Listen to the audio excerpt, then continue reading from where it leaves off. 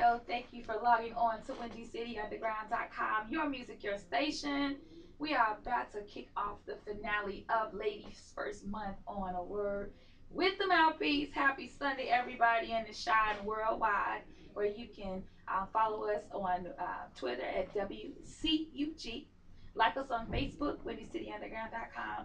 We are your music, your station. Everybody out there, you think you're an artist, you think you're worldwide, but you need your stuff played. Make sure you go to WindyCityUnderground.com, upload your music. Please skip the profanity. We have enough of that already, and I want to play some decent stuff. So go ahead and put your things in there, and maybe you could be a guest on either one of our shows. There's plenty of room to go around, no matter what your genre is. All right, enough of that. The room, the building is filled with so much talented and so much beauty from the women who are going to hold me down forward with the Mouthpiece. We are going to start it out. I'm pretty sure you can see us right now. We're going to start out with the Carter sisters. I have Erika and Adriana today. Hello. It's all about Hi. them in the first hour. Go ahead and wow them. Speak on up, ladies. All right. My name is Erika. My name is Adriana, and we are the Carter sisters. We are from Evanston, Illinois, and we are 15 years old and sophomores in high school. We attend Loyola Academy, where we play basketball, and we are on the girls' swim team. They so modest and calm. I told them none of that chill stuff. This is all about you guys. I had the pleasure of being introduced to them through a long time friend from childhood, Miss Letitia. I'm hoping she's logging on today. She's been on her grind lately with school and stuff. But if it wasn't for her, I would have not been introduced to them. And they have just a wonderful writing ability, and they have a wonderful spirit about them. And I had to have them. They did their thing at the first State Your Poetry last month, and I just want to highlight them. Everybody has their way of uplifting youth, and everybody's down the streets. For me, I'm behind a mic, and I have a platform with this radio show, and I just remember writing when I was your age, and I don't know if Letitia goes into that thing, but this is just an excellent way to highlight what you do. So tell me, how long have you guys been writing? We've always written since we were little, but it's just now that we have decided to actually get up in front of people and share our poetry with other people. Really? How about you, Adriana? Same. Yeah, same thing. I would share with my mom, and she would be like, "Oh, Adriana, that's good, that's good," and she always told me to save your work, because then if you come back to it, then you might be able to change things, and it's always just good to document everything that you write. Yeah. So in school, did you guys ever compete or any contests or anything like that? Was it like a transition all the way up through school? Actually, in in elementary school, I was in a sort of poetry group, but after that, I wasn't really encouraged to write. I kind of just wrote on my own, and I think that's the same for Adriana. It's actually funny, when we were little, we used to write songs with my friend Giovanna because she was always the singer and we were the writers, so we would write things for her to sing. Yeah. So that's kind of how it came to be too. So we got some perhaps songwriters in here too. We don't even know what we're looking at really right now. I love it. So tell me, do you have anybody that inspires you, whether they're well known or not? Any special writers out there that you can look to that inspires you for your writing? She's not really known, but Tanisha Kelly. I used to jam to her music throughout middle school, and just her voice and her lyrics would inspire me to write things that I was feeling, because her music, she really connects to her emotions. I think. Tanisha Kelly, is she local or something? What? I'm not sure. How'd y'all find out about her? YouTube. Wow, shout out to YouTube. What a wonderful world. So that it's awesome. It's not always about a big name, whoever employs you. So was it just you, both you guys, Tanisha Kelly? How about you? For me, it was more recently was Janae Aiko. She really, I think the same thing. She really connects to her music, and she puts, I feel like, her all into her music, and I feel like I really got to know her personality and like her stories and things through her music, which inspired me to write as well about my stories and the things that I've been through. What do you guys write about the most? Is there one particular subject that y'all kind of gravitate to? Love. I know we're too we're too young. Y'all was born within the last decade or so. I know. Oh my stars, man. How does mom feel about that? Did you know that? Yeah, I thought they were gonna say boys. So yeah. You know your babies. Wow. Okay. Have you read anything about, especially since this is Love Month, kind of, with Valentine's Day? Y'all have some new pieces come out on that subject. Just a little bit about breakups and people that take your feelings and kind of don't take it seriously, because like you said, we're at a young age, so people don't take your feelings seriously. But yeah, that's where everything comes from.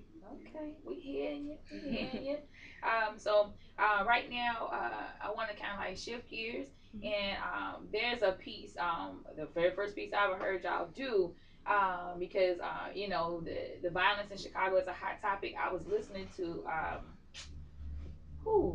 Cliff Kelly this morning. I want to say, was it Cliff Kelly? No, take it back. My bad. Whoever it is, early in the morning on another radio station, on terrestrial radio, and he was talking about he was having callers call in about violence in Chicago and how everybody is really considering bringing the National Guard in to do that. First of all, what's y'all opinion on that? I do. I think the violence in Chicago is out of control. People my age and younger are getting killed for no reason. So I think that's a very, very good idea. Can you imagine if you saw like them trucks coming down the street? I mean, seriously. That would trip me out. I don't know if I'm ready for that. It's crazy to think about, but people don't know it's real until it happens to their children or people they know or they go to school with. So I think something needs to be done, like something big to catch people's attention and let them know that the violence is real. Okay, I gotcha. All right, then. So if you don't mind, I want y'all to close out this particular segment before we go and play some hits.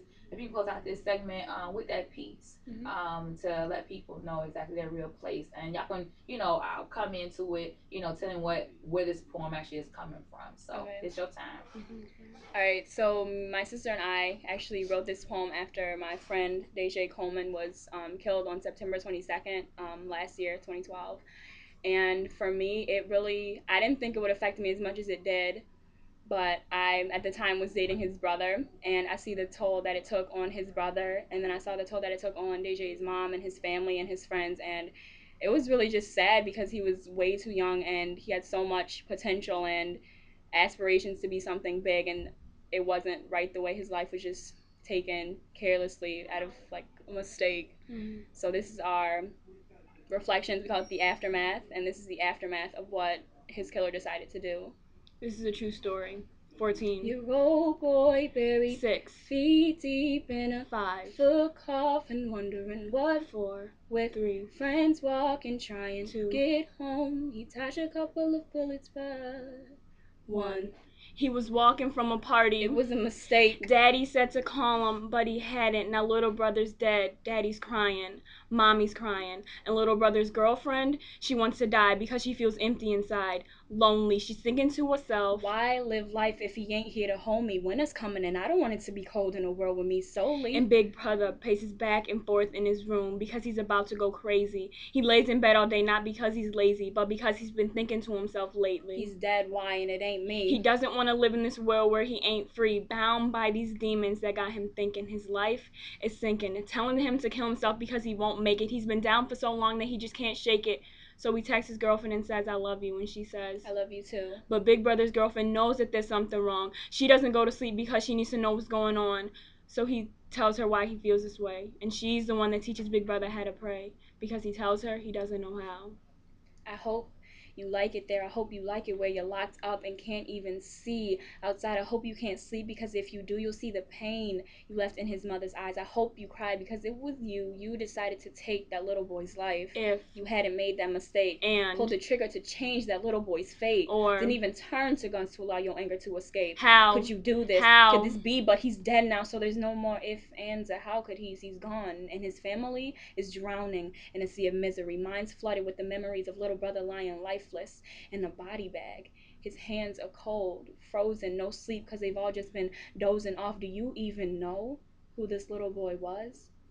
he hadn't done anything. Did you think this life is fun? Did you think it was okay Pop, to let pop, the pop. bullets from the barrel of that gun ring out like drums, interrupting the silent, sweet melody of the lives of the people around him? Well, I'm telling you, it wasn't. It's not fun. His big brother texts me because he says, Erika, sleep. It won't come. And he tells me with life now, he's so done. He tells me why he feels this way, and I'm the one that teaches big brother how to pray because he tells me he doesn't even know how.